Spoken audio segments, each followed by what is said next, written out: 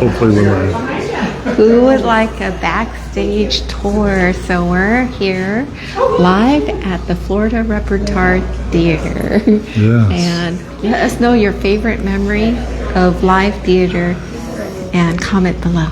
And please comment hashtag live if you're watching live and hashtag replay if you're watching the replay.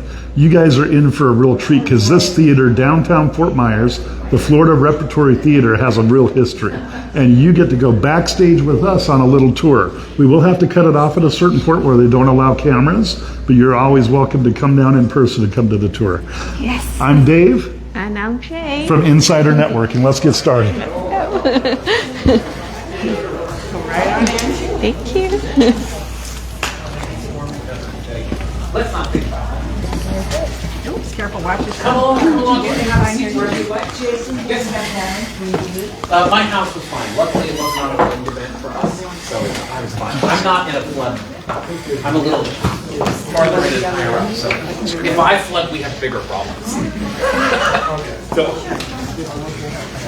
But yes, we did okay. Well, welcome everyone, and I just want to put a heads up, this gentleman is filming. He has a social media channel that you may have Wonderful. He's going to take a camera through our walk through. And I'm going to introduce you, if you don't know, Jason Parrish. He's our associate artistic director, and he's going to share some insight Excellent. in the Art Stage Studio Theater. Thank you all so much for coming. Have they changed? Yes, isn't it wonderful?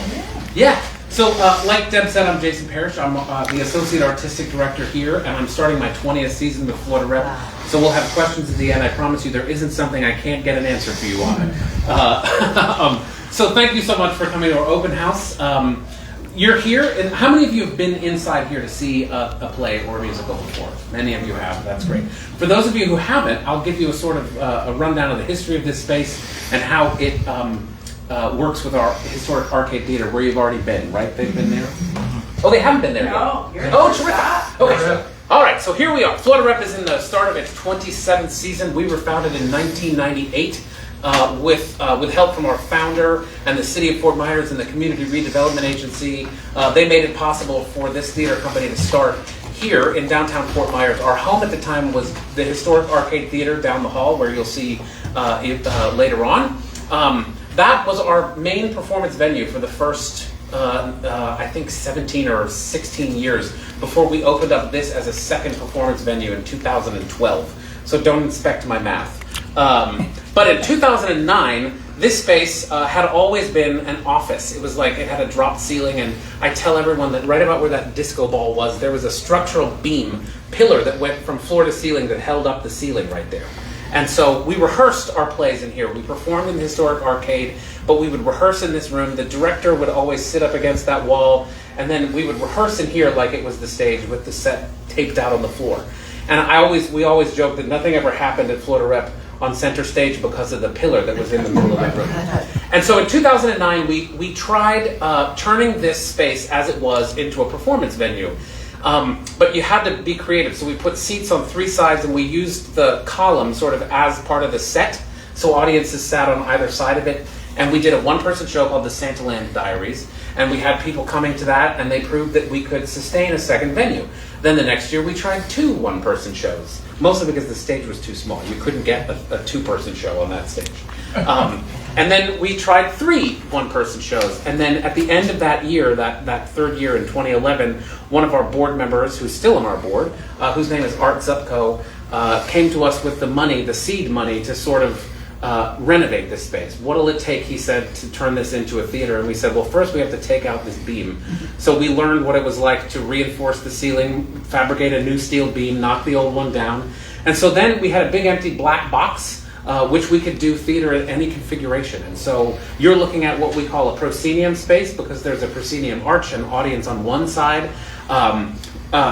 You commented just how fun it is to see it in this configuration, because we can do theater in the round, which means audience on all 4 sides and the stage in the middle. We can do theater with audience on 3 sides. Sometimes we put the set on that wall, sometimes we put the set over there, sometimes we put the set in the middle and audience on 2 sides.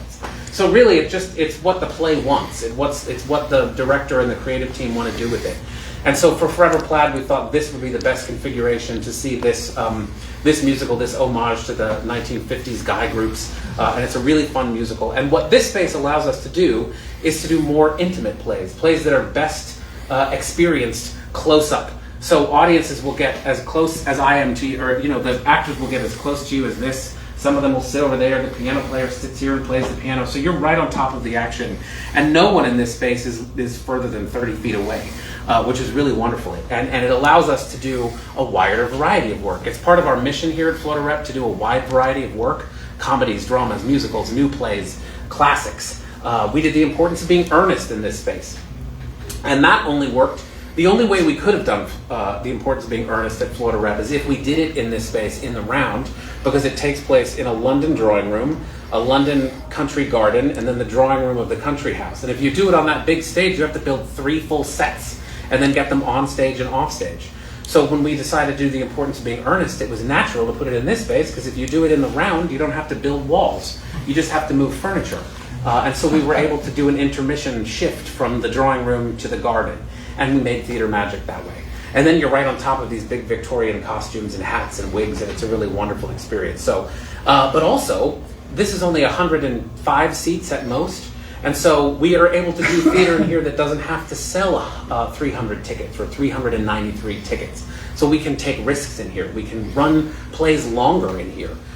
We can do new plays in here that don't have title recognition. We can do work that maybe hits harder, or that's more thought-provoking or political sometimes, or an issue-based play.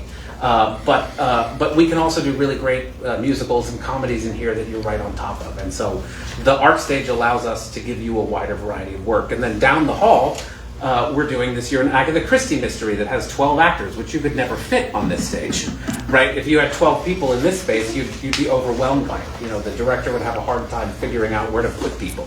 And so the art stage has really allowed us to open things up and diversify and give our audiences a much more intimate experience. And so the other cool thing is, like, we're able to run things concurrently. So while Forever Plaid is running, you'll have Ben Butler running down the hall in the historic Arcade Theater. So in November or October, you'll be able to see 2 things at once running at the same time, while the Agatha Christie mystery is in rehearsal. So our building is constantly full of creative people and artists, and that's really exciting. I think it's important also to mention that we're a professional theater company, a fully professional theater company, which means our actors, our directors, our designers, all of our staff, they all get paid to do this. They all make a living wage to do this.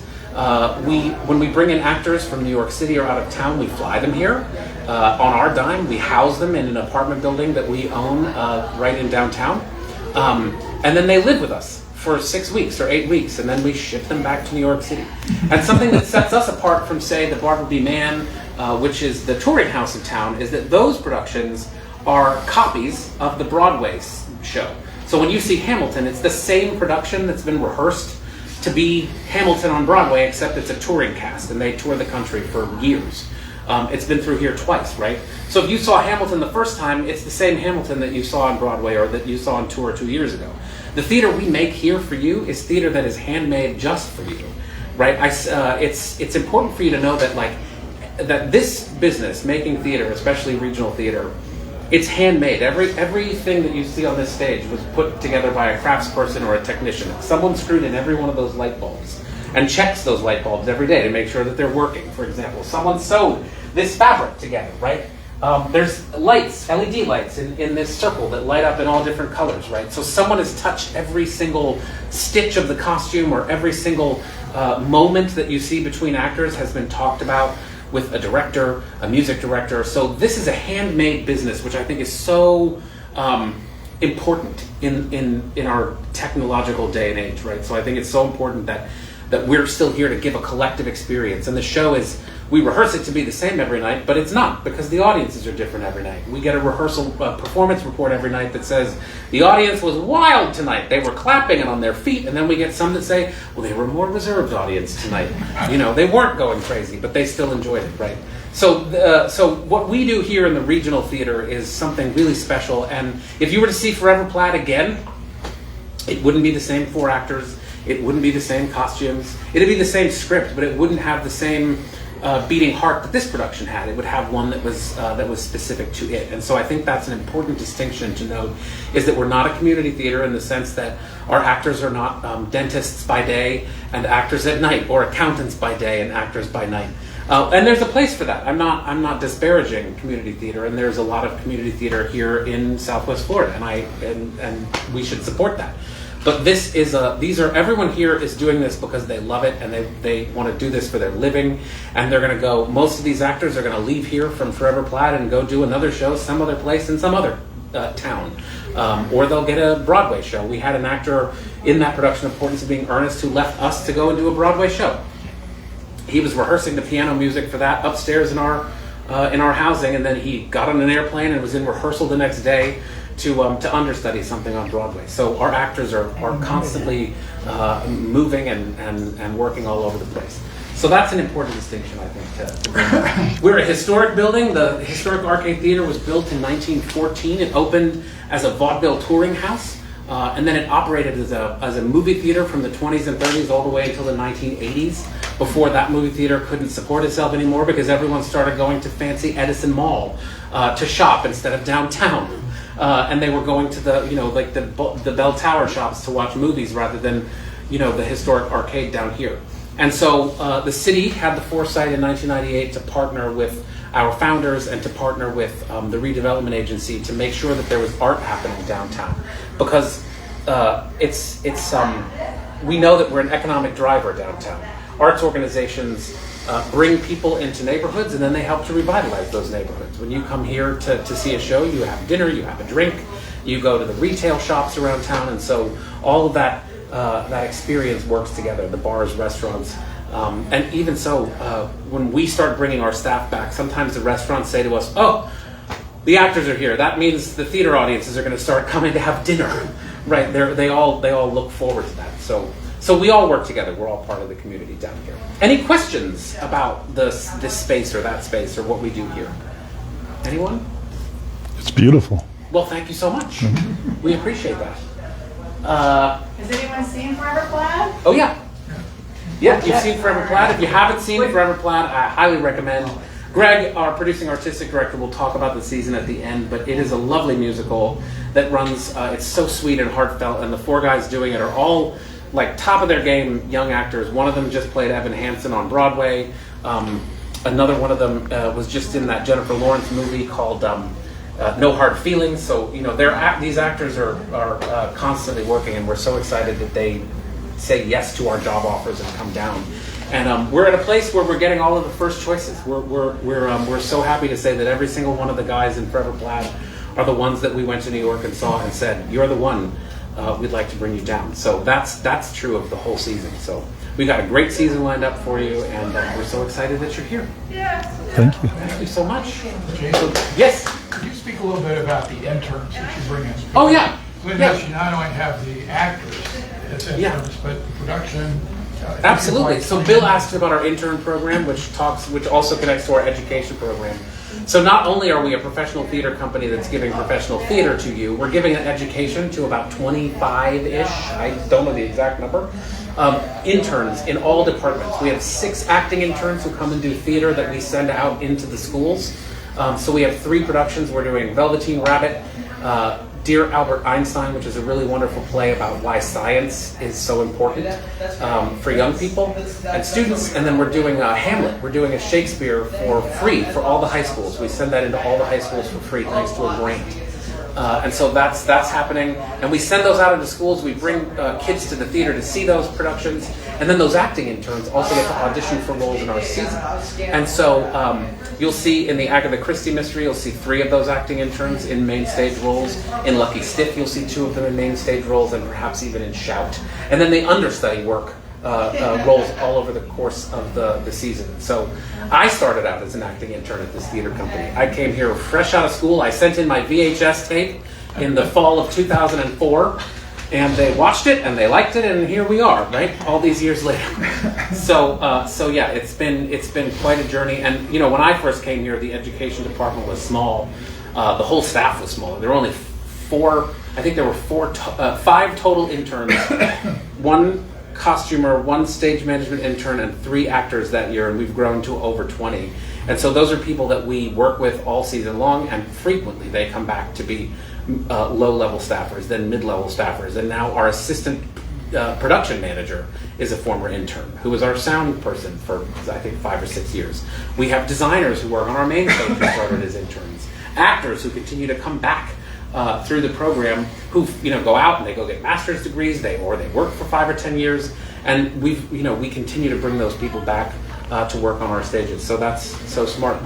We see ourselves as sort of like, we want to give back to the pool of artists and the pool of technicians, and we have education programs in the schools, our summer camp programs, our conservatory programs that are not just designed to make artists of the future, but also arts patrons of the future.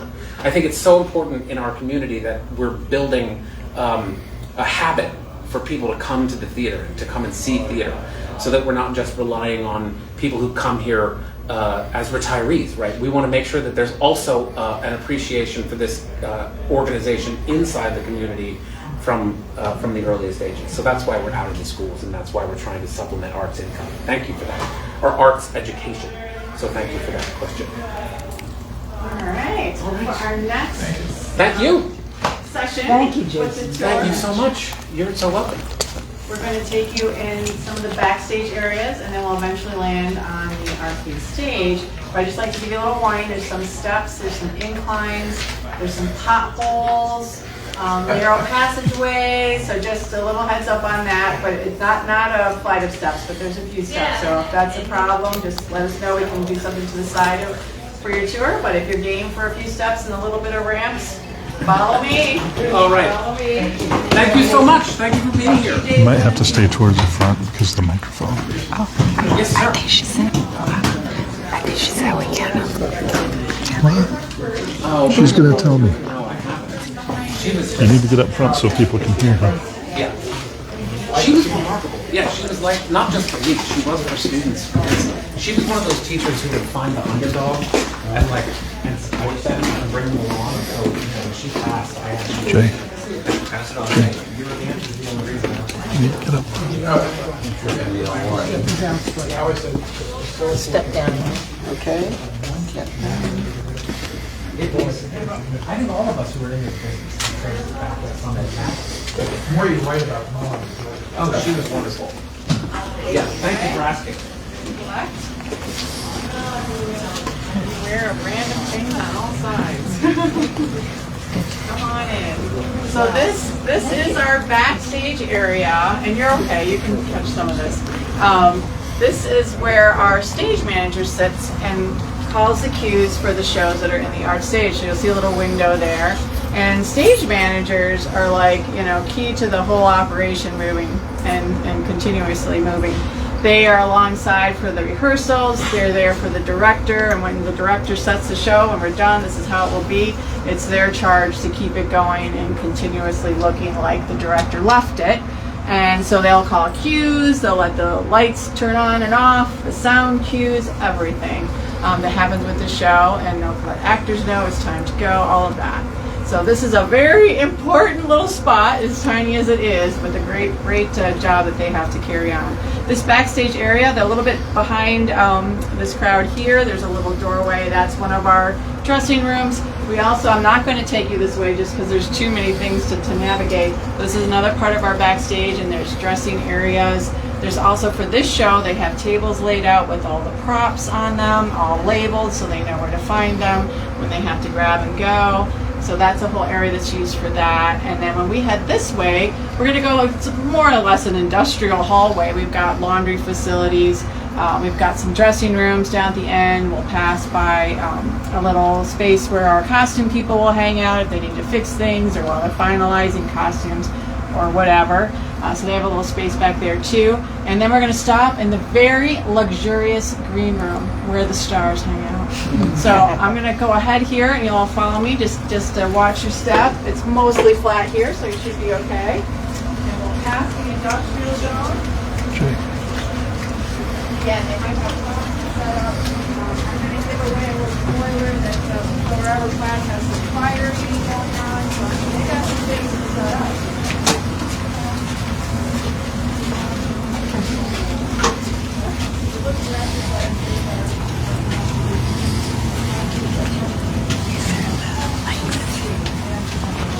I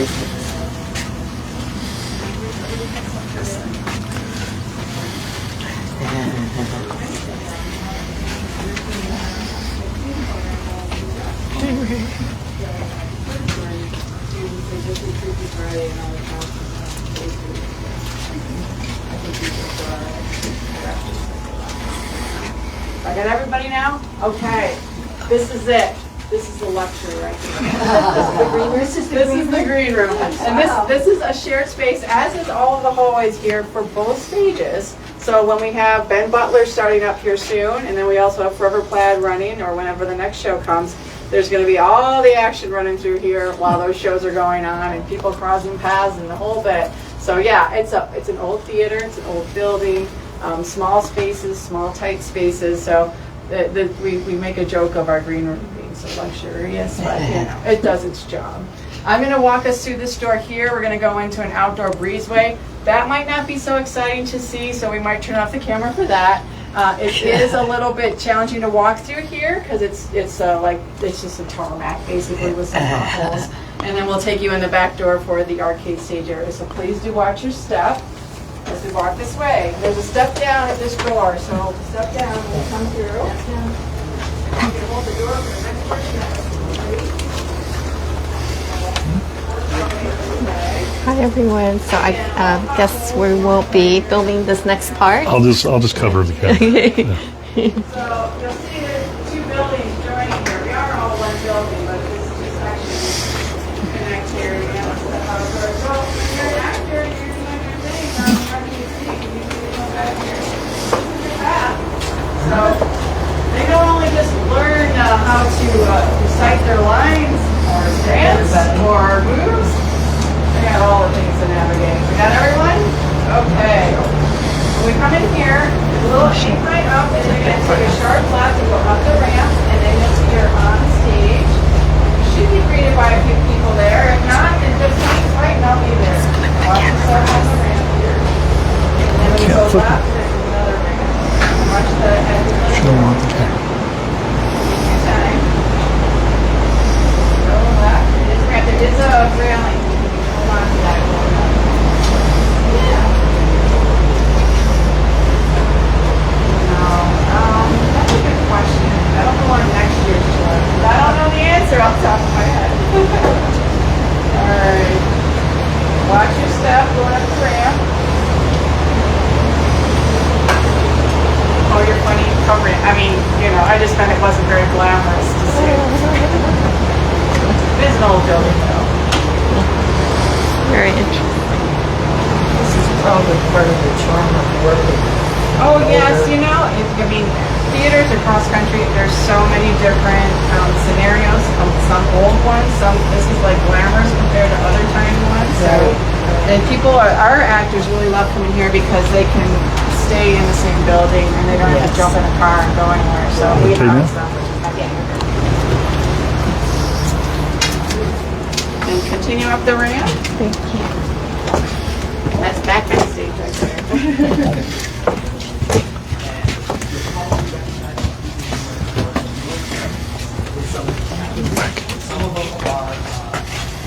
And you can head on up. It's okay. He's talking about the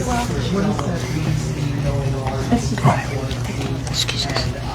It's basically like a Neil Simon-esque, if you will, story. Lots of like one-liners, lots of jokes, lots of good fun stuff. That's called Poker. We'll be doing in this space in the what is that, February slot? That's the February slot.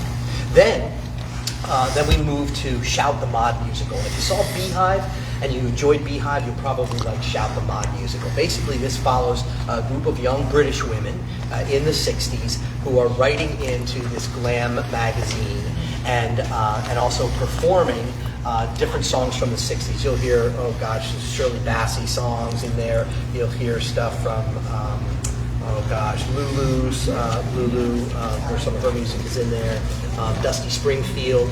It's mostly British women, but it's not all British female artists. It's other artists as well. And basically what they're doing is they're writing into this magazine, and they're talking about everything from lipstick to to birth control, in the 1960s, right? So that's Shout the Mod musical. We'll have a great band in for that, and you'll hear lots and lots of great songs that you'll recognize from that era. Then after that, we retired to the Art Stage studio for what I'm calling our naughty play.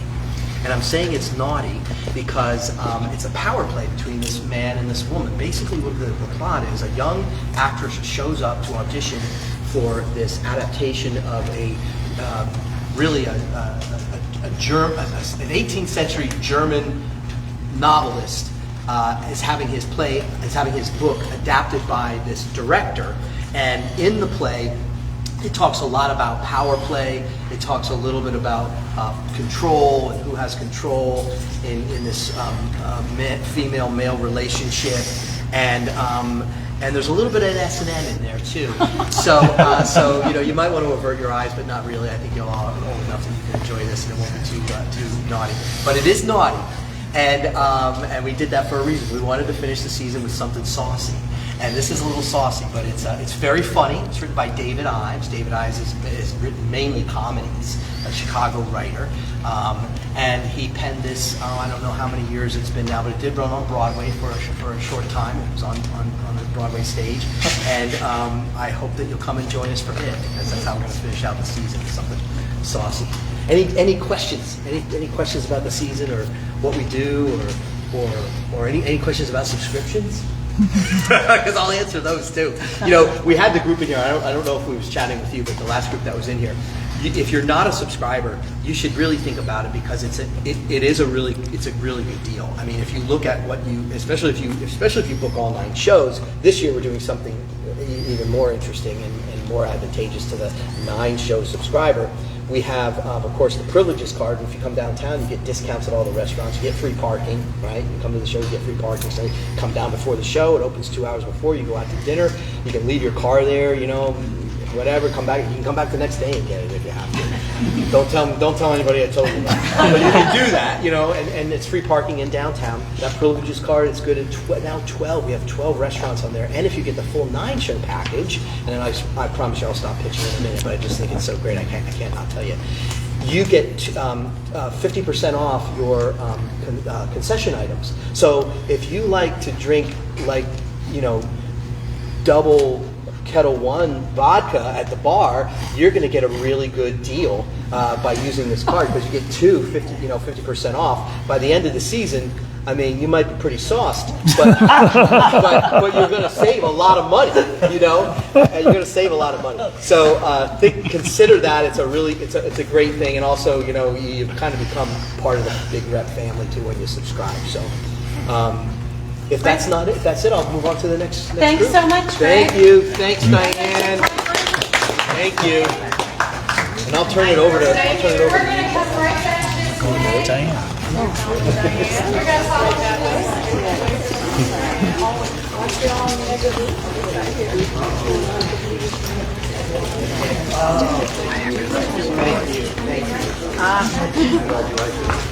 I will be here in 10 minutes still.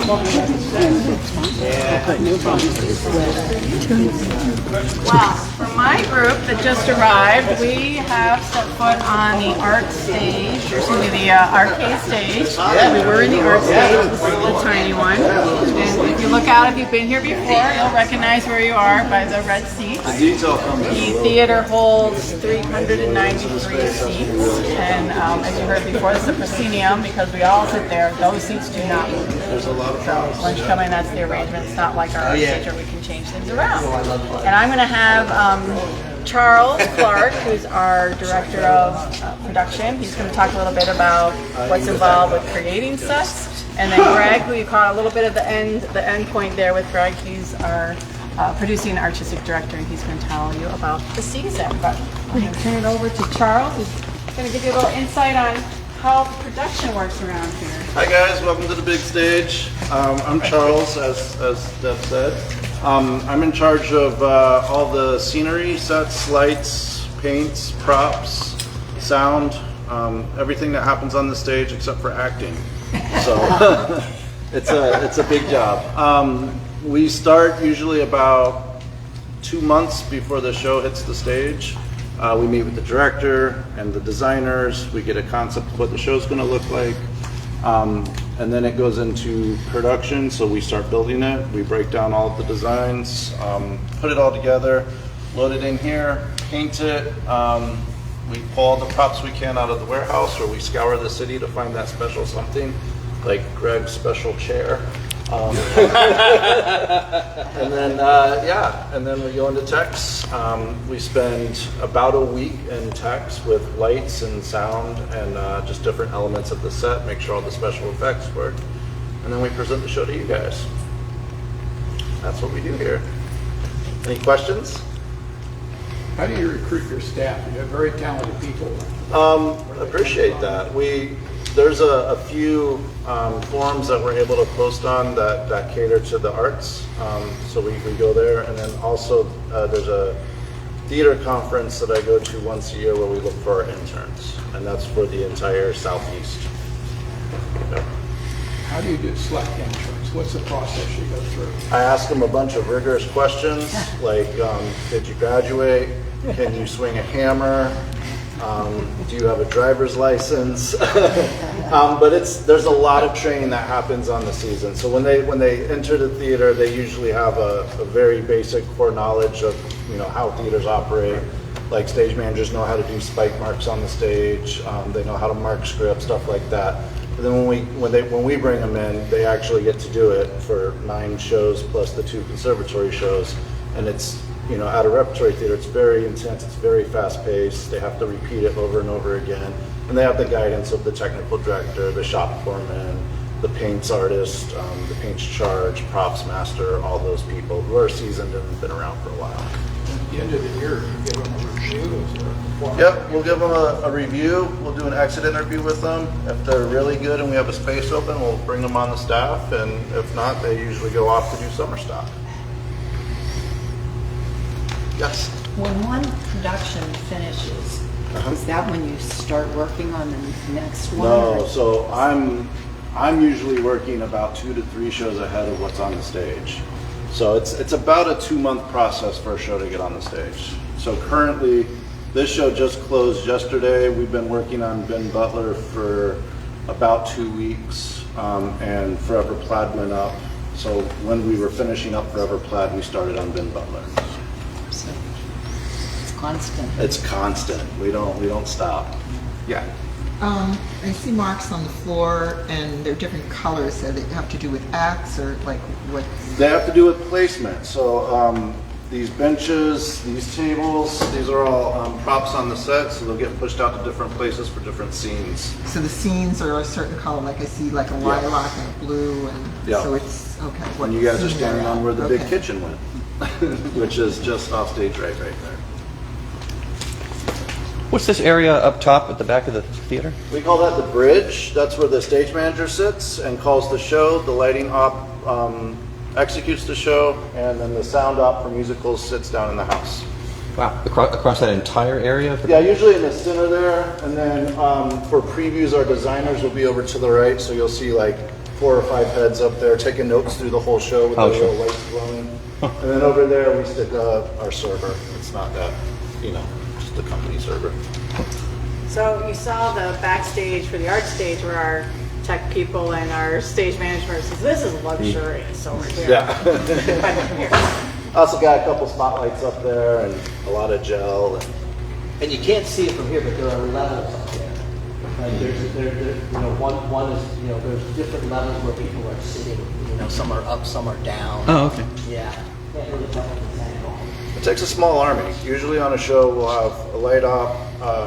If it's a musical, we'll have an audio op in front and then a A2 in the back to deal with microphones and frequencies. An assistant stage manager, a stage manager, and then 1 or 2 deck hands. You'll have your wardrobe people, so there's either 1 or 2, depending on the size of the show. All those people to run just a show like this. And you might have a follow spot. Yeah, if there's a follow 2. spot, there's 2 more people there. Depending on the size of the cast, we may have to add a couple extra backstage people. What's a follow? It's a big light that sits on a stick and it follows people around. bigger restaurant. limitations based upon the size and Oh, absolutely, yeah. You guys walk by the dressing rooms, there's not a lot of chairs in there, so we have limitations on how big the cast can be. There's no wing space, we don't have a fly space, so we can't fly anything. That's why we do a lot of unit sets here. We build everything kind of from the ground up, and you won't see anything come in from above. We fantasize about We going do. through that roof and having a fly. Roll drops are a possibility. Yeah. We're going down underneath. We've done a little bit, like I'm standing at the top of the pit. Yeah. So there's a pit right underneath me. And we've used it before. And Charles, depending on the design for a particular show, we've taken this whole front apron out.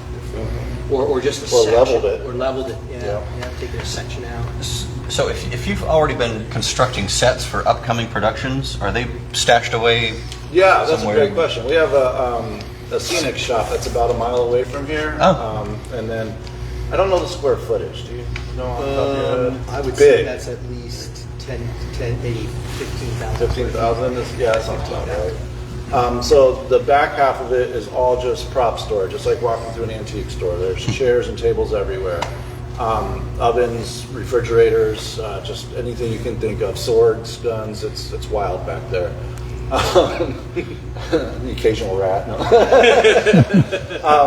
And then the other half of it is all for buildings. So that's where the carpenters work, the painters work, and the props artisans work. Do you ever give a tour of that? Sometimes I think we auction it off. Yeah, we used to auction it off as a special trip at our gala. We would auction it off because then we had like a barbecue there too. Yeah, have a little Did we barbecue, do yeah. something like that? But it's not climate controlled like this space. Just so you know, I wish it were for our workers over there, but we're lucky to have that space. They have a spot they can go cool down at. Yeah, but for the most part, it's hot, Yeah. especially right now. But it gets real nice in the wintertime. If there's no other production questions, I might turn it over to Greg to tell us a little bit more about the season, because they only caught from about shout. Okay, cool, good. No, I will. And before I do, I'll just let you know. Charles was talking about you raised the bill about interns. Well, a lot of folks don't realize it, but we're an educational facility as well as being a professional regional theater. And the reason we are is because we bring on top of our professional staff, we bring in anywhere between 18 and 24 interns every season in all aspects of theater. That includes 6 acting interns each year as well, who field our touring shows. We take out 3 different shows. We take out an elementary age show. This year it's the Velveteen Rabbit that we go to elementary schools. We take out a middle school appropriate show. That's Dear Albert Einstein. That's ready to tour already. And then we take free Shakespeare out to the high schools, and this year it's Hamlet. We take Hamlet out to the high schools. And we take those shows not just to schools, we take them to communities, we go to Shell Point, we go to lots of different places. So we take them, anyone that would really have us, we don't turn people down. And we also don't turn down any schools that can't afford to bring us. If they call us and they can fit us into their schedule, we go. That's the deal here, we go. So that is a big part of it. And then the education, we do summer camps, we do the conservatory program, which is what you see here. But a lot of folks aren't really aware of all of the things that we do in terms of being an educational facility. And I wanted to make sure I told you that. Now, the season. So how many of you have seen Forever Plaid? Have you seen that yet? Pat did too. I love it. Bill saw it. So if you haven't seen it, it's still time to catch it. It's really, really a terrific piece. Wonderful music. It's basically, I'll tell you a little bit about the plot. It's these 4 guys. They're fresh out of high school. They graduated in the late 50s, and they have a singing group, an a cappella group of 4 of them. And and I'm talking about music like the 4 Aces, the 4 Freshmen, some Frank Sinatra stuff in there. But it's that era in time. And they're on their way to their first big gig, and on their way in their car, they're leaving. They're in Scranton, Pennsylvania. If you know where Scranton is, I used to work a soda truck in Scranton, Pennsylvania. One summer I did that. Anyway, they're in Scranton, Pennsylvania, and they're on their way to their big show, and they are broadsided by a school bus full of Catholic schoolgirls who are on their way to see the Beatles play on the Ed Sullivan Show. So it's very metaphoric in that the Beatles. I mean, who killed that era of music? the Beatles did, right? That's we know that. That's what ushered in that next generation, right? So it's very, haha, tweet, nudge, nudge, wink, wink, right? So these guys are in the netherworld between ascending to heaven, and St. Peter or whomever you want to say gives them an opportunity to do their concert for one last time, or for the first time and the only time to do that concert. That's what Forever Plaid is. But the music is so beautiful. These guys are so tight. You will not hear harmonies this tight between here and I don't know where you would go anywhere around here to hear anything like this. In fact, you won't. I'm just going to tell you right now. I'm a big spoiler alert. You won't find it anywhere between here and Sarasota, or maybe Tampa, or maybe New York. But I would tell you, if you like that kind of music, you want to check out Forever Plaid. Then next, we start rehearsal tomorrow for the next show. It's called Ben Butler. So Ben Butler is a historic piece based on a real event that took place in May of 1861, right at the onslaught of the Civil War. But it's a comedy. Wow, great. How could it be a comedy, right? It was around the Civil War. Well, it is. Very satirical, but it involves the true event that took place over a 36-hour period between Ben Butler, General Benjamin Butler, and an enslaved man named Shepard Mallory, who comes to Fort Monroe, Virginia, seeking asylum. He's seeking sanctuary, if you will, in the fort. Okay. I don't want to tell you too much about the plot, but I will say this. The events that take place in that 36-hour period shape the Civil War and our nation from thence forward. And it's something that most people know nothing about. They don't even know anything about this incident that occurred. Big event that happened. I'm telling people, and this is because I'm directing it, I love the piece. I chose it, I love it. It's kind of like a cross between, if you remember the Civil War series by Ken Burns, the PBS series Civil War, if you cross the Civil War series with F Troop, that's kind of what we're dealing with here. But it's called Ben Butler. It opens at the end of this month. We hope you come and see that. Then we do a show, it's a one-person show, a tour de force called Fully Committed. It's about an out-of-work actor who's working the reservation line at a very high-end Manhattan restaurant. And it's one of those places, like if you ever tried to get seat, it's like Elaine's, which is gone now, but on the Upper East Side, or Balthazar, or I guess you can get seated there. It's huge. Or Don't like, miss it. Or, I've seen it. it's awesome, isn't it, Adina? It's so good. So the actor that we have coming in is it's Craig Schwartz, excuse me, and he played the role. He's played the role before, and he was with us last season. He played in The Legend of Georgia McBride. You would have seen, if you saw that production, you saw Craig on stage. He's a brilliant actor. He's coming in to play that character in Fully Committed. Then we come back onto this stage with a really terrific Agatha Christie, classic Agatha Christie murder mystery, The Murder of Roger Ackroyd. The British Crime Writers Association have deemed the novel, The Murder of Roger Ackroyd by Agatha Christie, as the greatest crime novel ever, mystery novel ever written. So this is an adaptation of that story, The Murder of Roger Ackroyd. Then we go into, then we stay in here. We're doing Lucky Stiff. And how many of you have ever seen Weekend at Bernie's? Do you remember that movie, Weekend at Bernie's? I got to tell you, I've never seen that in its entirety. I mean, I've seen bits and pieces of it, like flipping through the channels, but I've seen enough of it. And I love Jonathan Silver. He's a wonderful actor in that movie.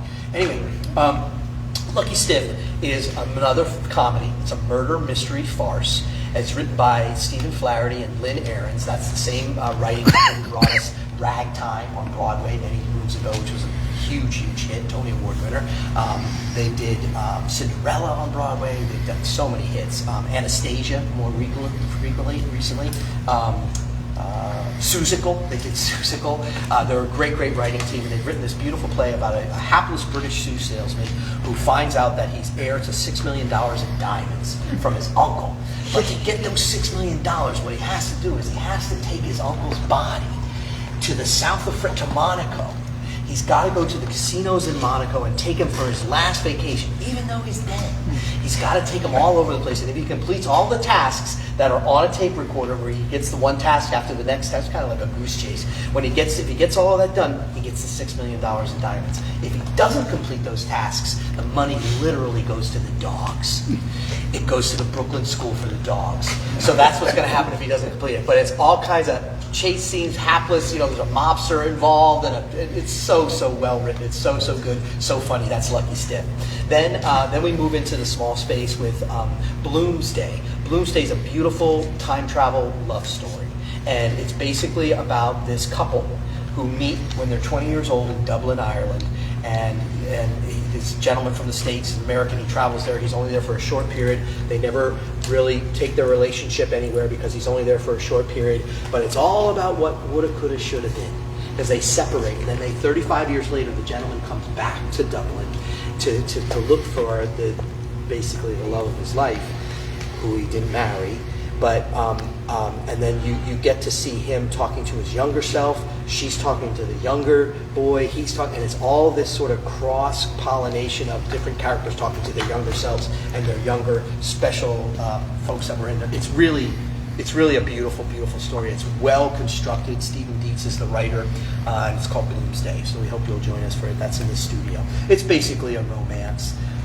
It's heart-wrenching in some ways, very funny in others, and if you like good, like a lot of the good Irish plays, it's full of the crack, as they say in Ireland. Full of the crack. So it's lots of full of the crack. So we hope you'll join us for that. Then we come into this space for a play called Boca. And Boca is about, what you might think, it's about Boca Raton. It's about these characters who inhabit this golf community in Boca Raton. And it's all the crazy antics that go on with their HOA. Does anybody have an HOA? Okay, then you can kind of figure out like the personalities involved and all of that. But it's lots of funny, and they're little short vignettes or little short scenes. Very sort of Neil Simon-esque in its writing. But it's 5 actors, 2 men, 3 women, and they play a myriad of characters that inhabit this world of Boca Raton. I don't want to tell you, but it's a laugh riot. This is one of those plays I laughed out loud when I read it. That's Boca.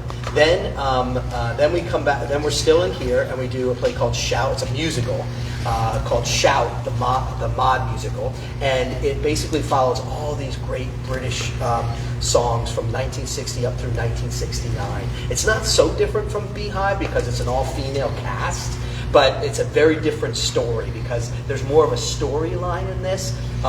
Many of these women young women are interacting with a magazine, a glossy of the period, where they're talking about everything from lipstick and lip gloss to birth control, right? Because that's happening at this time period.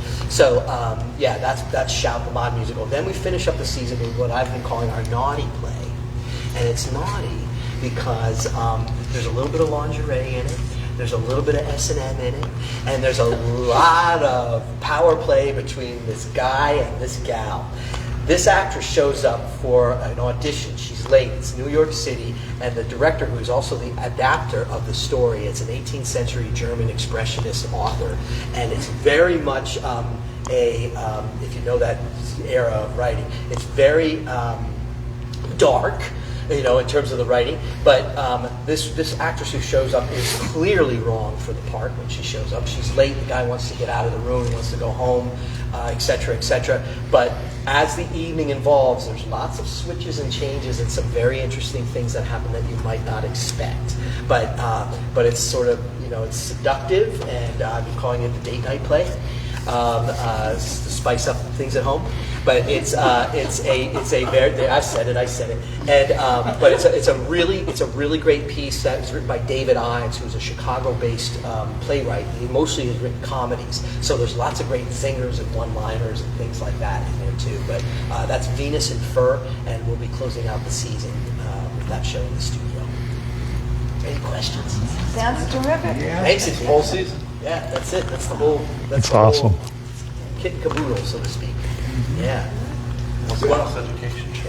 What's that? What's the last concert? Oh gosh, I should say that too because we talk about conservatory. So this season we're finishing up with our second conservatory show this season is Hairspray. If you've never seen that, I mean, it's a very, very funny musical. It's really, really, really good. In fact, I'm sort of sad that they took the title, but I know when I was talking to Monique, who's our education director, I was like, yes, okay, go ahead, do it, because that's a title that I think that I would love for us to do sometime. I think it's very well written. It's a very, very funny script, and I mean, I don't know, John Waters is just funny. I know he didn't do it's an adaptation of his film, right?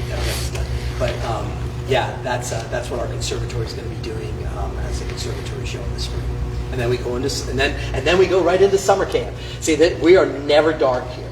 We are never, ever, ever dark. That's what people, because a lot of people will call and they want to release the space. Like, hey, we want to rent the theater. I'm like, hey, good luck. You know, I would love to, and so would Charles, we would love to have a night off where we just say, oh yeah, let's let people lease the space. But it's almost never happens. Now, one of the things we've started this last year, which we're going to be doing again this year, is on Friday nights, we're going to be doing stand-ups. Stand-up comics. So we've been bringing in stand-up comics last season, and we're going to do it again this year. So, and we've gotten some good ones. You know, I can't say you're going to see, you know, Jerry Seinfeld here, but maybe one day. But you might. You know, who knows? But these guys are these guys and gals. I mean, they're pros. I mean, many of them have, you know, 20, 30 years of touring the country as comics and playing ships, things like that. Yeah, we haven't had any clunkers. You know, and because I'm here for all of it. So. But yeah, we hope you join us for that too. Any questions? Any questions about any of it? No? Okay. All right. Yes, please. Do you do like adult camps? You know, for Adult classes? theater? Yeah. You know, we have. Yeah. So here's the thing. We haven't in a long time. I've been with this theater company since we started in 1998. I've only been the artistic director here for the last at least 6 years, I think this year, I think. And but when we started, we used to do that, and I don't think anybody else on the team knows that because no one else has been here that long. But we have done it. We don't currently do that, but we've talked about that. We've talked about offering adult classes so that The last intensive we did, I saw a couple of adults at that one, at the dance one. Yeah. I mean, they're open. I mean, our acting classes, because we have an acting class that just opened next week, I think, isn't it? Maybe I think so, yeah, Megan. Those are, if you go to our website, you can look that up and see. Yeah. And I've talked to Monique and said, hey, reach out to Shell Point because, you know, I thought they might want to have somebody there to come down and teach down there, but I don't know. I just bring it up. You know, I offer and say, hey. We would love it, and what we're doing now is Shell Point does like we read plays. I mean, we read with expression. Great. It's great. But they don't want to get up and move around anymore. Okay. Gotcha. And they don't want to memorize. Yeah. Well, you can do play readings. But, yeah. Yeah, we've done, and that we would love to have somebody come and do that. You should have somebody do an improv class. That's What? an improvisation class. Those are fun. I mean, I think I used to teach that in school. For sure. I used to be part of this thing called theater sports. In fact, it originated in Milwaukee, Wisconsin. But I was on the team in Pittsburgh, and it was competition improv. Oh, that was like, they did something like that in Chicago. Yeah, they have. Oh yeah, Chicago, big improv city. They had one there. They had one in Chicago too. In fact, I think that was the second place for this particular. They were popular in the 90s. I don't know if they're still doing it, but that's fun because you don't have to prepare. You just have to come ready to play. You know, you don't have to read anything. Oh, wouldn't that be great to show up at work every day? Unprepared, just come in and play. Who wouldn't want to do that? Right? Well, you have been fantastic. Thank you so much. Really appreciate you guys all coming tonight. We hope to see you here this season. Thank you, Chad. Do you mind taking one more question? Sure. Oh, please. Yeah. So we're here with Insider Networking, and there's going to be a lot of people out there that are going to view this video and that may not have been here yet. What would you tell them about making an evening out of it and getting out here?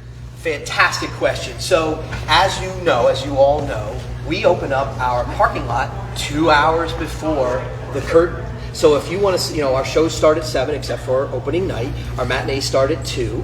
So if you want to see a matinee, we open at 12. You can come down here, have a lunch starting at 12 at any of the many restaurants here. And if you're a subscriber, you have that privileges card to get that discount on any other, almost every single restaurant downtown is part of that. But here's what I would say to people who are thinking about Florida.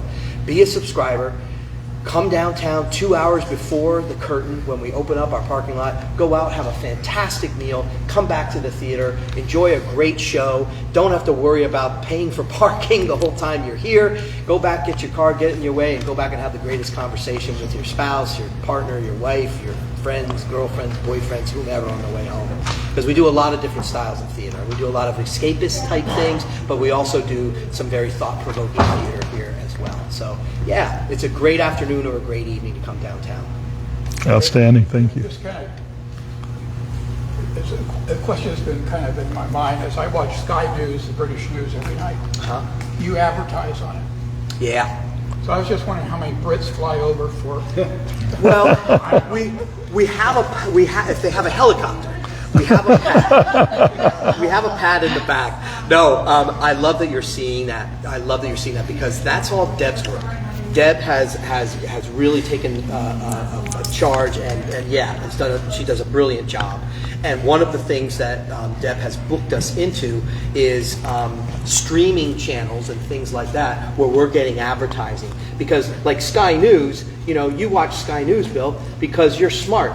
So you watch a show like Sky News. We want people who would be like, wow, they're thinking at a certain level that they might come to the theater. Because any way you want to look at it, it is, I'm not saying that the theater is elitist because it's not, but to come to the theater, you kind of need to be thinking in a way like, wow, I really want to come and do something communal. I want to be in a group of people. I want to be in another group with folks. I want to enjoy something, not just sitting at home, but I want to experience what that is to be part of that, group experience that happens.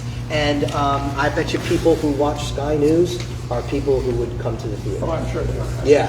I thought it was unique. Yeah, you'll see it on other things. I've Deb seen knows other where we are. channels. Yeah, I like Sky News too. Yeah. Great. Thank you so much, and thank you for coming tonight. Really Thank you. appreciate it. Gosh, this is the one thing I say to everybody. If you come to see a show, please tell somebody. That's the first rule of marketing, right? Tell somebody. Because you would be so surprised how many folks who live in this area have lived here for so long and don't know that Florida Rep's been here. We're entering our 27th season here. And, Wow. we feel, we're cooking with gas here. So we want to make sure that we get people in the audience to enjoy what we're providing. Thank you. Thanks, Pat. Thank you, guys. Okay, great. Awesome. Just a group of 3. The ramp going down, hold the railing.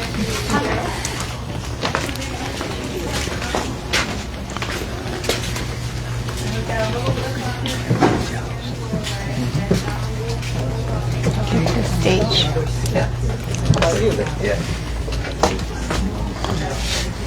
Knock, knock.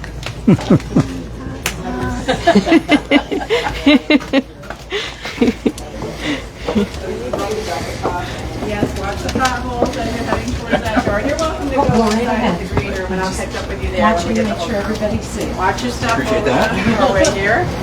Thank you. Watch your step.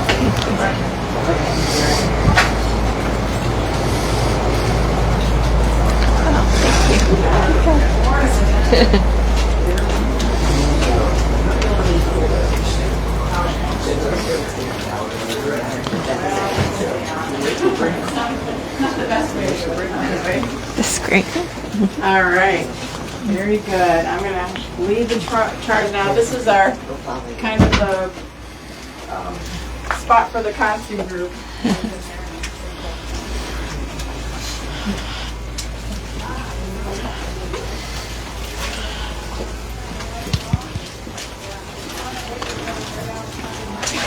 Thanks, you're good.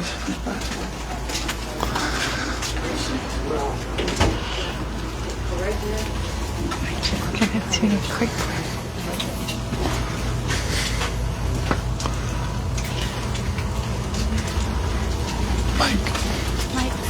Mic check. They have lunch right here.